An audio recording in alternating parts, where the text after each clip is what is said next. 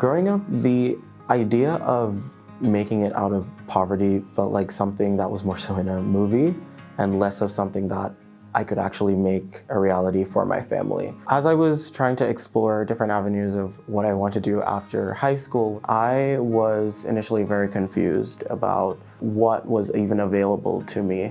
I wasn't able to speak much about this with my parents or with my siblings because they didn't go to college.